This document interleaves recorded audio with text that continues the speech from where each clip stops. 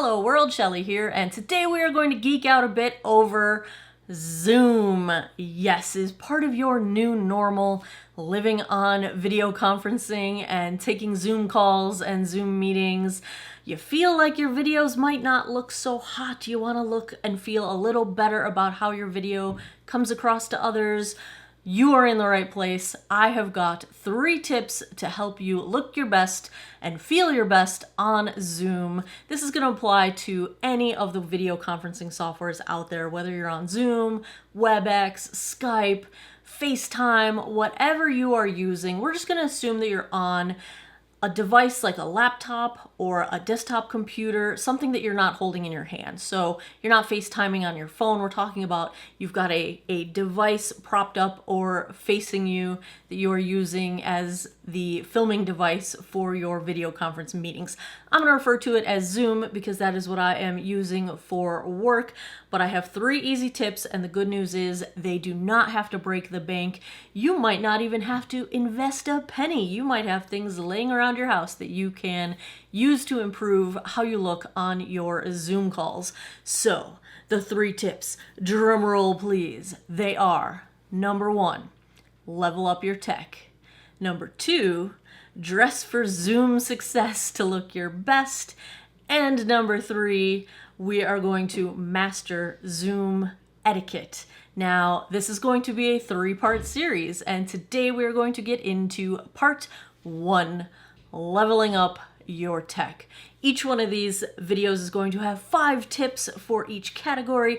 I'm going to have a printable cheat sheet that you can download to remind yourself and print out these tips. I will leave the link down below if you would like to sign up to get my free set of tips. So we've got 5 tips today to level up your tech. Stay tuned for the videos on steps 2 and 3. Let's get into leveling up our tech. Tip number 1 for leveling up your tech to look good on Zoom, it has to do with the position of your webcam. Now, a lot of times your position of the laptop on your desk, for example, might not be the ideal place to have that webcam positioned. The goal here is to get your eyes positioned 1/3 of the way down from the top of the video frame, if at all possible, and you don't want to have any angling. You don't want to be looking the camera upward or downward. Let's actually pop into Zoom and take a look at this. So I've got my laptop just sitting on my vanity. If I look right at the camera, do you see how you're kind of looking up my nose? That's not cute. It's not cute at all. One of the things you can do is get your laptop so that the camera has your eyes right about the top third of the screen, and you don't want any kind of tilt. You want to look straight on to yourself, not laptop screen tilted upward. Do you see how this has an upward tilt to it? You want to get straight on, even with your eyes. Get the camera even with your eyes so that your eyes are falling in the top third. My eyes are about the top third, but do you see how I have to look down to look at the camera? It's not the most attractive way. Let's reposition the laptop basically by stacking some books underneath here and level it out. You see how much better that is? I'm looking straight onto the camera. The camera's at my eye level. You're not looking up my nose anymore. And bonus, I don't look like I have a double chin the whole time. Double chin's still there. It's all an illusion. But because the camera is even, you're not seeing you're not seeing the mass of it, and it just looks better. It's an easy hack. Stick some books under it. I actually stuck my little lipstick holder, my little acrylic case underneath my laptop to lift it up so that the camera is even with my eyes. In the frame, I'm about 1/3 of the way down where my eyeballs meet. That's how you do it. There you see what a big difference the camera position makes. You don't have to spend any money if you prop some books up underneath your laptop and do it that way. I do have some recommendations if you have a little bit of money to invest, or if you're working from home and you know you're going to be doing this sort of online communication for a little while. My first recommendation is from Sounddance. It's a laptop stand.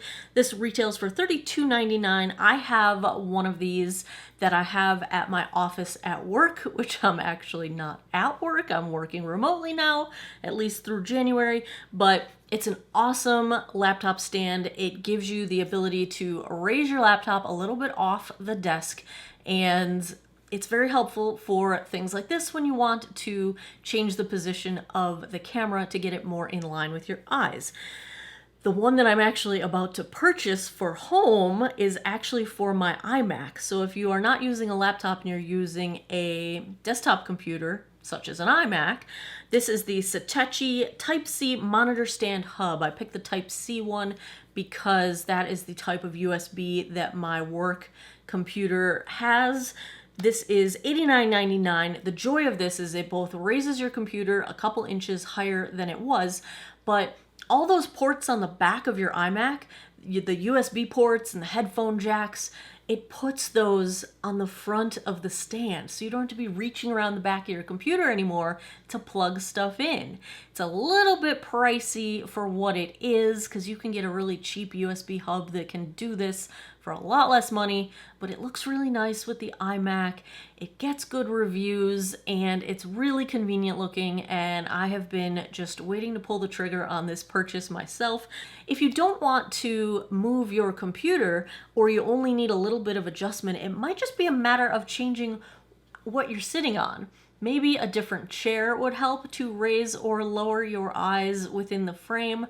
Maybe you just want a little bit more comfort and a little bit of raising. Actually, I purchased this purely for the comfort from Sharper Image. It is a gel seat cushion, retails for $39.99, and I got it because I'm sitting at my computer for many more hours a day than I used to. Oh boy, the booty needs some help. That's why I got it. But it could also help raise or lower you in your chair, depending how your chair is. And my last recommendation, this is from Everlasting Comfort. It's also a seat cushion. It has 33,000 reviews on Amazon, and it gets really good ones. $32.95 if you want to save a few bucks. Tip number 2 out of 5, leveling up your tech. Improve your lighting. This might just be a matter of finding an extra lamp laying around the house and getting yourself a daylight balanced light bulb. The thing with lighting is that all the different kinds of sources of light have different color temperatures, different intensities, and depending where they're placed, they cast different shadows.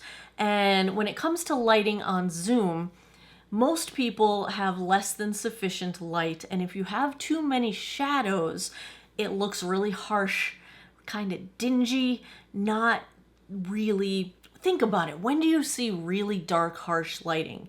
Like horror movies, things like that, high drama. Generally speaking, you want a well-lit area. Now, let's pop into Zoom and I will show you some of the lighting struggles that I'm dealing with. The overhead fluorescent lighting, do you see this really heavy shadow that it's casting? Because the light's coming down, and as I block the light, do you see how the color changes on the camera? But that fluorescent light is coming straight down at me, and do you see this really harsh shadow on my nose? It is just making my nose look like a beak. And you know, this is wonderful if you have nothing else, but we can improve this, and it's not that hard to improve. I'm sitting where I normally film my YouTube videos, but I'm not using my filming camera. I'm using my laptop and the webcam. I do not have my studio lights going. All I've got is the overhead light that is natural to this room, and then I have put a LED light right in front of me, like right here. So this is just front-facing light, and you see how front-facing light just does you a lot of favors. And if you get a daylight LED lamp or LED bulb, which you can buy in any, Home Depot, Lowe's, they all sell daylight balanced lights.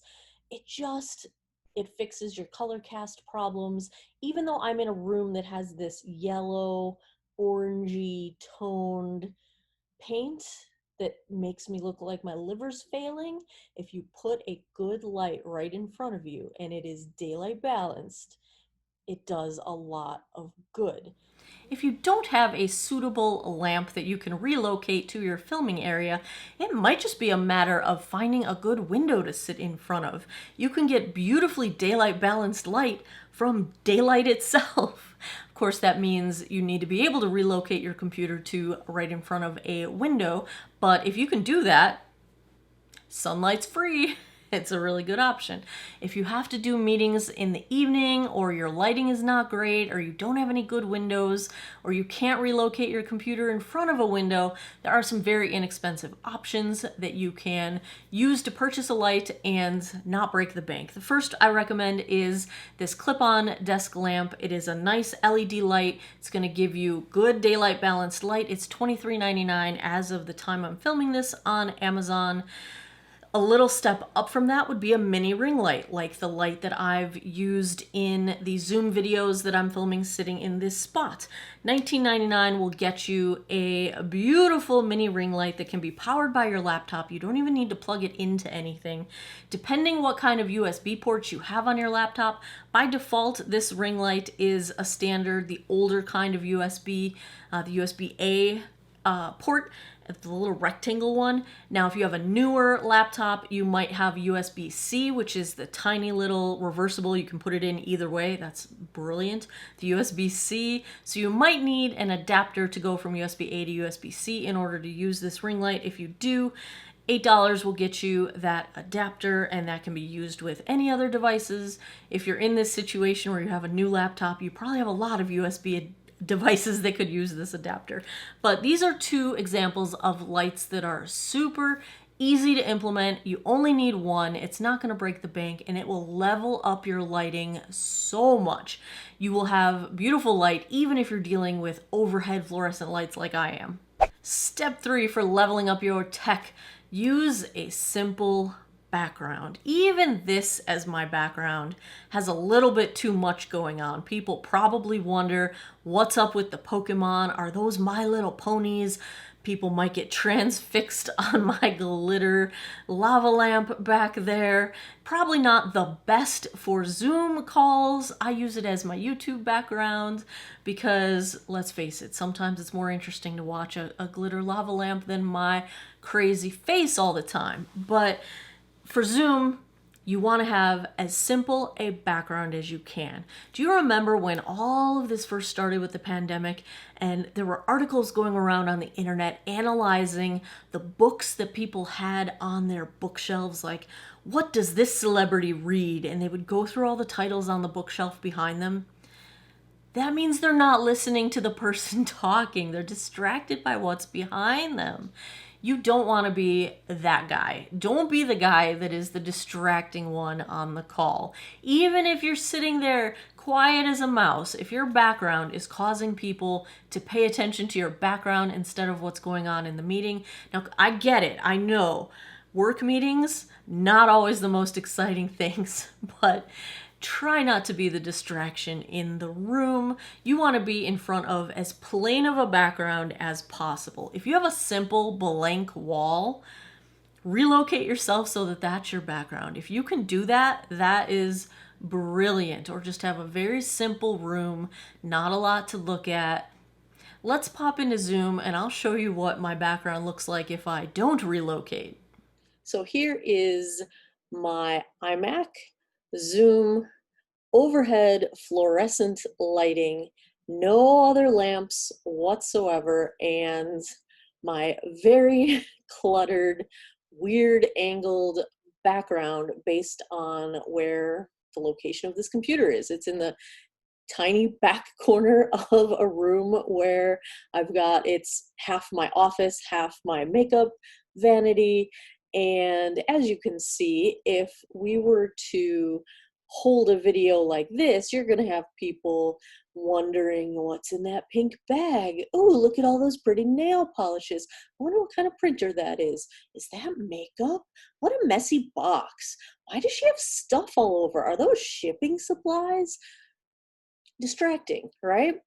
One thing that can be helpful, it's not my favorite way to fix this problem, but Zoom does have virtual backgrounds. And if you want to avoid distraction, you can pull up one of these virtual backgrounds. Let me get one on here for you. So you generally want something that's less distracting than what you've got going on behind you. So you generally don't want to go with anything super busy. You know, one of my favorites is the Cliffs of Moher, but this is also a little too busy. It's a little too busy. I still use it all the time because I am a fan of Ireland, but even this has a little bit too much going on. The other thing with these virtual backgrounds, they're better than nothing, but do you see how it does strange things? Look at my hands. It's cutting my hands off. It'll do strange things around the halo of my head. And that gets distracting too. If you know that you're going to be sitting very, very still and just talking to the camera and not using your hands like I do, it's less distracting. But if you move around at all, you get the halos around your head, you get, you know, kind of blur lines, and you can see the background through it. It's not foolproof, so you don't want to have, you know, anyone in their birthday suit sitting there behind you, but it generally works. It helps, but you want something minimally distracting. Here's another option, the brick wall.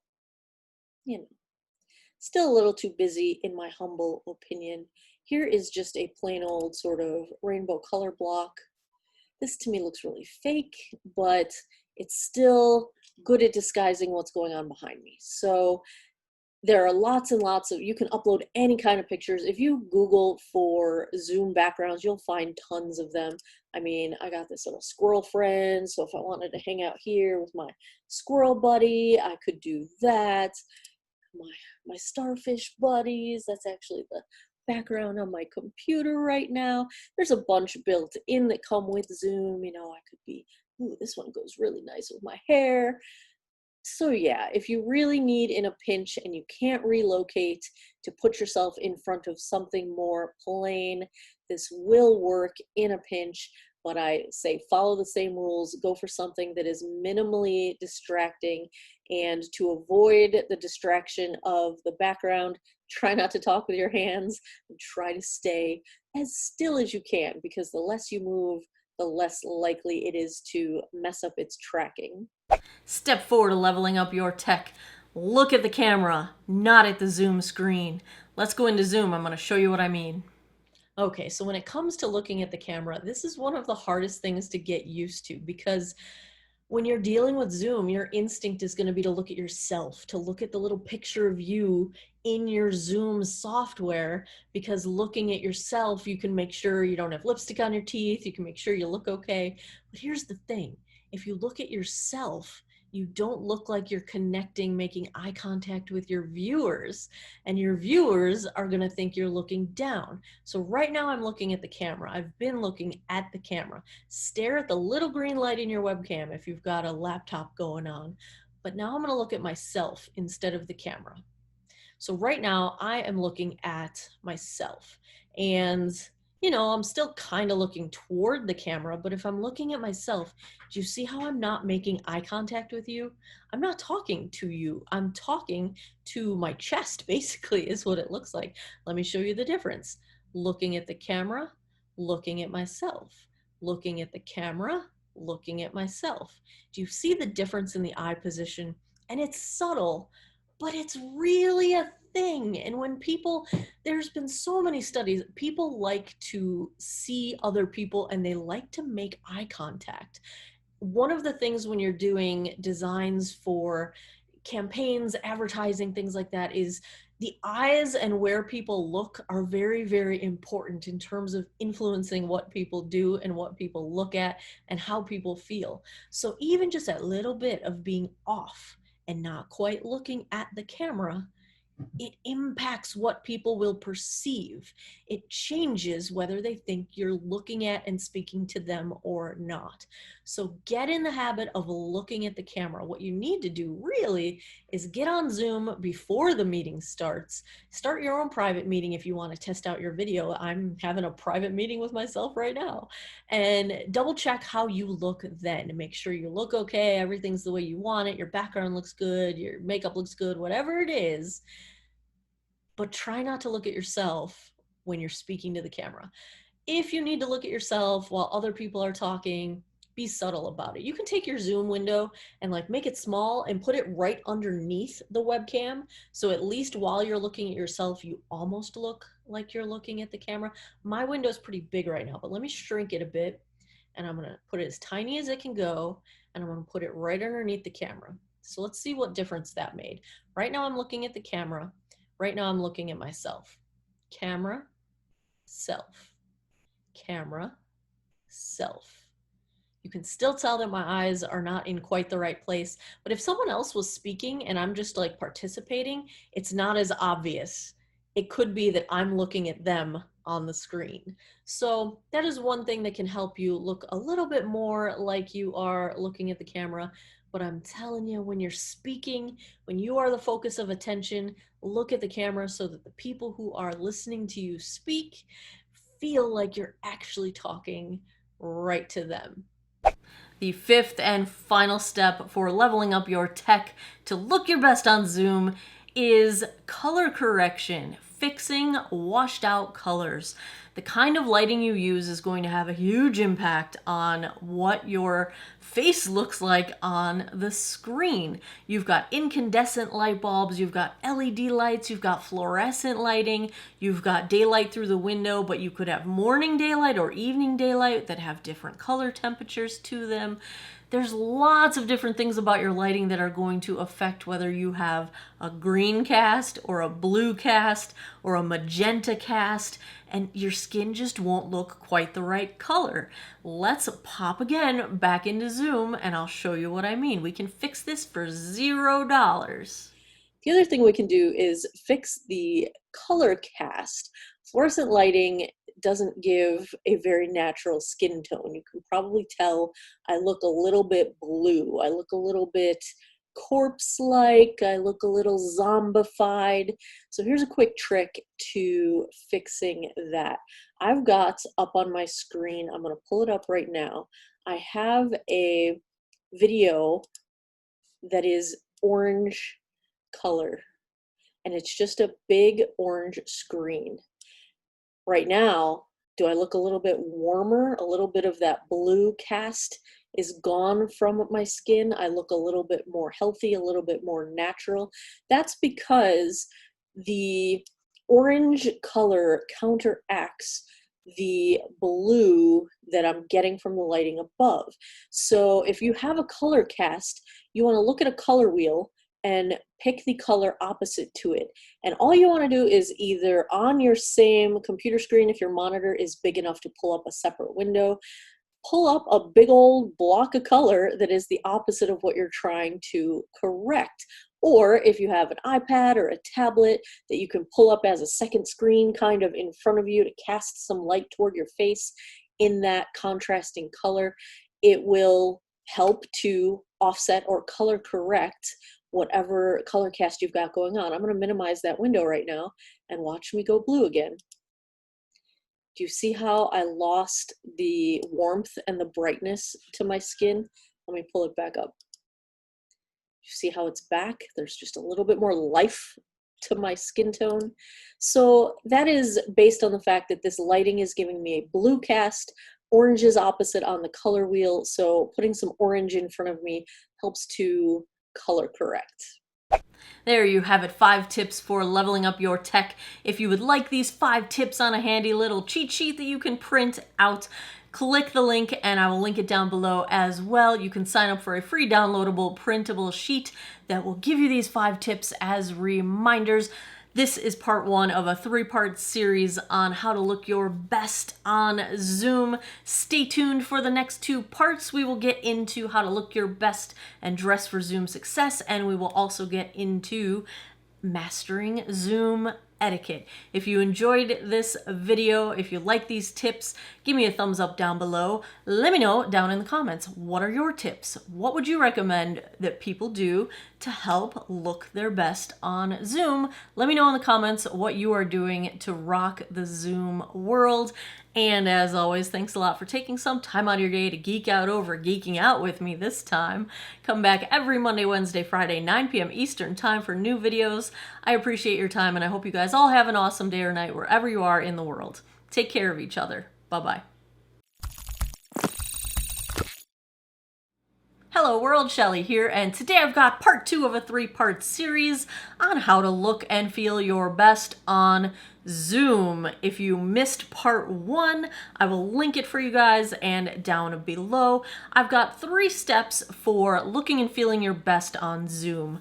Is video conferencing part of your new normal? Are you remote working, or you just have additional work meetings that are happening remotely via some kind of video conferencing software, whether it's Zoom, WebEx, Skype, even FaceTime, anything where you are conducting a video call via a laptop or a computer? That's what we're focusing on here in this series. So step 1 to look and feel your best on Zoom was level up your tech. If you missed that video, I will link it for you. Step 2 is dress for Zoom success, and that's what we're going to talk about today. Step 3 is master Zoom etiquette, and stay tuned for that video.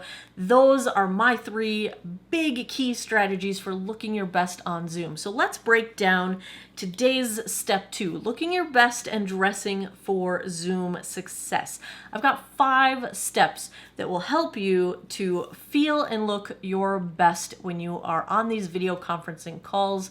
I've made a quick little cheat sheet. If you would like to download it and print it out, I will link that for you guys, and that will just give you a little reminder. If you can't keep all of these stored up in your noggin, let's get into these 5 tips. If you want to look your Zoom best, tip number 1, less is more when it comes to makeup. I don't mean wear less makeup, because clearly I've got a full face going on right now, and I think I look pretty good on Zoom right now. Yes, so I don't mean wear less makeup, but less dramatic makeup will look better, and generally here's why. Most people don't have perfect lighting for their Zoom calls. When you don't have perfect lighting, you very often have more shadows. When you have more shadows, harsh or bold makeup looks even more bold, which can make it look more overdone than you intended it to look.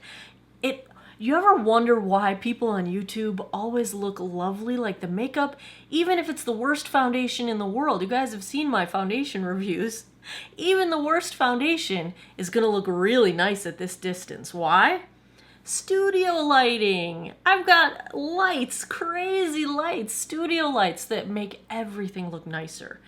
You're probably not going to have a full studio setup for your Zoom calls. I don't, because this is not where I do my Zoom calling. I'm at my makeup table right now. So generally speaking, unless you have perfect lighting, your makeup's not going to look quite the way it looks on your face in natural everyday environments. So less is more. Tone it down in the sense that go for less bold contour, less bold eyeshadows. If you do a full-on smoky eye, it's going to look really dark in a shadowed lighting situation. So less is more. Maybe lighter, and I don't mean lighter in color. I hope you get what I'm saying here. You could still do a full face. That is totally fine. But shadows and lighting are going to make your makeup look more dramatic no matter what you're wearing. So it gets amped up a little, less is more. Tip number 2, neutral closets rejoice. If you are a fan of neutral clothing, you are in your prime. This is like your element. Here's the thing with Zoom and cameras. You're generally not going to be broadcast in full HD when you are on a Zoom call. So it's not going to be the highest quality video to begin with. When you start introducing loud clothing, bright colors, heavy patterns, lots of patterns, they're just not going to translate very well through a Zoom call. It's just generally not going to work very well. So you want to minimize the patterns in your clothing, and in general, if you can stick with neutral colors, you can still wear colors, but neutral, toned down solids if you can, you will have much better appearance on a Zoom camera than you would. Although one caveat, try to contrast your skin tone. So if you are darker skin, if you wear a dark shirt, you might get the appearance of being a floating head.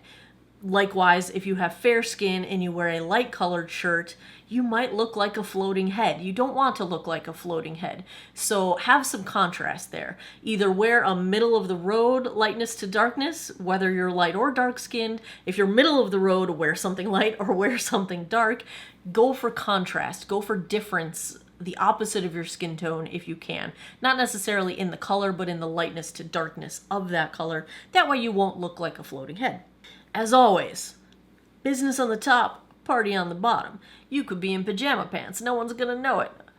Be aware that if you stand up and get up and walk away, someone's gonna see your booty. So don't get party on the bottom going too crazy. Or just make sure you stay seated and nobody'll know what's going on down there. Tip number 3, when it comes to dressing your Zoom best, avoid off-the-shoulder tops and really tiny spaghetti straps, like cami straps. The reason I recommend that is because it's often, you might look like you're sitting in your birthday suit, if you know what I'm saying. You don't want to look like you're sitting there naked. Because, you know, the camera's going to cut you off at a certain point, and even this shirt that I'm wearing now, I have a sweater on, so that helps. But you can't see the top of my shirt where this camera cuts off. I have a shirt, I promise, it's there. But if your clothing is being cut out of the frame, people just see part of your unclothed body. And, you know, that can be distracting if people are imagining what you might actually be wearing or not wearing underneath that camera frame. So generally, have something at the shoulders to indicate that you are wearing clothing. Step 4, avoid the bling. This is the saddest one for me because I like bling. Here's the thing. Especially if you follow the tips on leveling up your tech and you have a good light in front of you, light will bounce off of your shiny earrings or your shiny necklace, or if you talk with your hands like I do, it'll bounce off of your bracelets or your rings. And that light bouncing off, it makes shines and sparkles.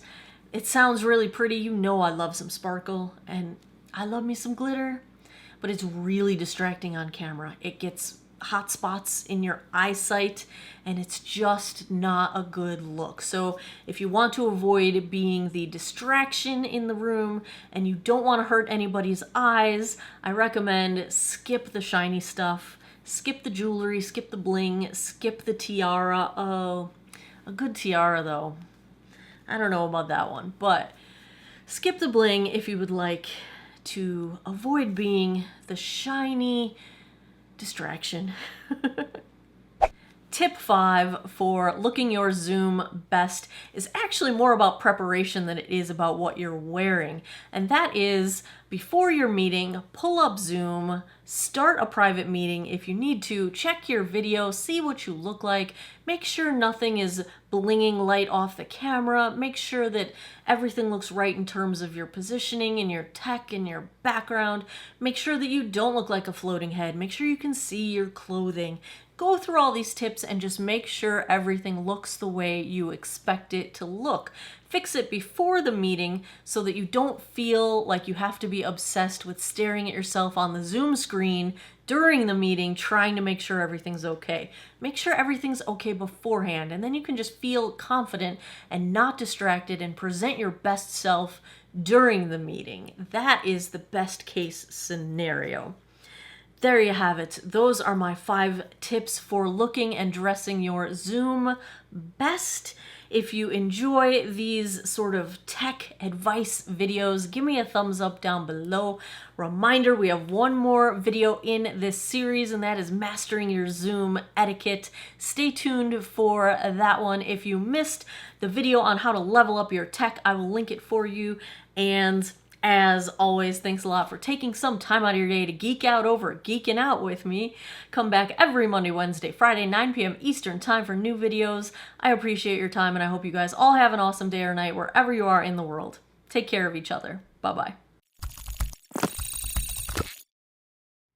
Hello world, Shelly here, and today is part 3 of my 3-part series on key strategies for looking and feeling your best on Zoom. So far, we have covered leveling up your tech, we have covered looking your Zoom best, and today we are going to cover mastering Zoom etiquette. If you are one of those people who has found themselves thrown into this world of video conferencing, remote working, Zoom calls, this is the place for you. If you feel like your videos just haven't been so hot and you would like to feel better about how they look, we are going to go through part 3 today, mastering Zoom etiquette. I will link the other parts for you down below if you missed them, and let's get into this, shall we? Today I'm going to give you my 5 tips for mastering Zoom etiquette. The 4th one I didn't even think of until I suffered through a Zoom meeting with somebody violating this tip, so stick around for that one, but let's get back to the beginning. So these tips work whether you're talking about Zoom, WebEx, Skype, FaceTime, any kind of video conferencing software where you are on a computer or a laptop, etc. Now, tip number 1. Mute your microphone when you're not speaking. This actually has a technological reason behind it. Most of these video conferencing software apps don't handle multiple streams of sound input very well. And if you've got ambient noise coming from one person, it might detect that ambient noise as the person who's supposed to be the active speaker. And a lot of these apps will switch between the active speaker based on the noise that it's hearing. And that can be really distracting, especially if you're not the active speaker and it keeps drawing its attention to you. So in order for people to be able to hear more clearly overall and to avoid disrupting that focus of the active speaker, it is best to mute your microphone while you are not speaking. That way you're not generating any ambient noise. It's also one of those things where when you're unmuted, if you're shuffling papers or if you're typing or texting, people can hear that. And you just don't want to come across as the person who's not paying attention, right? Even if you're not paying attention, you want to appear that you're paying attention.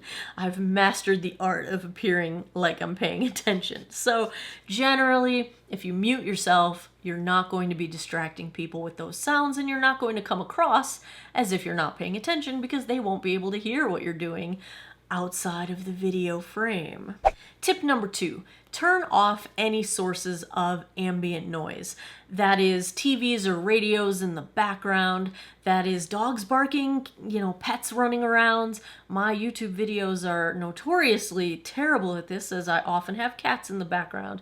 But this also is turn off the notifications on your computer if you are using that computer for a Zoom meeting. Turn off your cell phone notifications, silence your phone, that kind of thing. It just makes it a lot easier for Zoom to pick up your voice, and that way when people hear you speak, they will hear you much more clearly. This could also go so far as if you've got your house windows open and you live nearby a fire station, for example, that has a lot of fire trucks going by with lights and sirens and things. Okay, the lights they might not hear, but they'll hear the sirens. I used to live next to a firehouse, and it would have been terrible in the Zoom era because it was all the time. So close your windows, silence anything that you have control over, and it'll make your Zoom audio sound a whole lot better. Tip number 3, speak one at a time. This is so much easier said than done. Think about it. If you're having a conversation with somebody, it is so natural to, laugh at the end of someone else's sentence or start talking or have your agreement words overlapping their speech. It's so normal in a typical conversation. These are not typical conversations, and this all goes back to the fact that the technology of these video conferencing calls doesn't really handle overlapping audio very well. So if you laugh on top of the end of somebody else's sentence, or you start talking in agreement before you start saying your point, but you're overlapping the end of their sentence, it really gets muffled and the software has a really hard time distinguishing what is going on. It sounds so simple, but it really is hard to get used to. One of the things you can do to help you get used to it is start to build pauses into your speaking so that at least if someone else is not consciously trying to do this, you are creating a pause where they could laugh, for example, and Zoom won't get confused. It will only have one person's audio to deal with at a time. It takes a ton of practice and it feels really unnatural, but eventually you do get used to it, and then you'll just kind of have the way you talk on Zoom versus the way you talk the rest of your life. It becomes an odd sense of normal once you've done it for a while. Tip number 4. Oh my goodness, this one will drive you crazy if you suffer from someone else violating it, which is how I came across thinking about this tip. Here it is. Keep your hair, your collar, your beard away from your microphone. Now, depends what kind of mic you've got. If you have a lapel mic that's on your shirt, holy cow. If your hair is moving against it every time you turn your head, everyone else is just gonna hear and it's terrible. Same with a beard. If you've got a really long beard and a lapel mic, if you have a headset and it's got a microphone that comes out to the front, make sure your hair is away from it. Make sure your collar isn't touching it. That sound of clothing or your hair or beard touching the microphone, it's like nails on a chalkboard for some people, and it will be a horrible experience for other people if you are the one causing that. If someone else is causing it, my recommendation is just ask them, maybe in the private chat, or just really quickly jump in and say, could you get your hair away from your mic? It's so unsettling. It is just that sound. Oh my goodness. Oh, don't be that guy. Don't let that happen to you. My 5th and final tip is minimize distractions. We have talked about this a few times already because it's so important. You want to minimize distractions in your background, have a nice plain simple background, minimize distractions in the noise you're making, minimize your ambient noise distractions, all of this really comes down to being a good steward of Zoom. Be the person who doesn't cause distraction. Be the person who looks fully engaged and really into the meeting, even if you're not. It just looks better if you are. There are easy little tips that we have gone over that can help you look like you are engaged, look like you're ready to go, look like you're paying attention and focused on the viewer and the speaker. And it's just, maybe it's a matter of appearances if you really don't feel like paying attention, and that's fine too. Just don't be the distraction. Don't be the one that's causing the voyeurism, reality TV. People are wondering what you're wearing or what's going on in the background or what that noise is. And, just don't be the distraction. There you have it. Those are my 5 tips for mastering Zoom etiquette, part of the 3-part series on looking and feeling your best on Zoom.